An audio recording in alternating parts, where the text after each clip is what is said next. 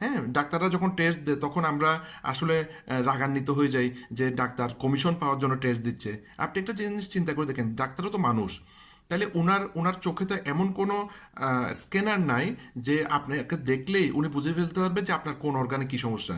আসলে এই ধরনের কোনো সুপার কোনো স্ক্যানার আসলে মানব শরীরের মানে মানুষের চোখে নাই, ঠিক আছে? এই হচ্ছে বিষয়। সুতরাং কিছু টেস্টের মাধ্যমেই মেশিনেই বলতে পারবে আসলে আপনার কি প্রবলেম।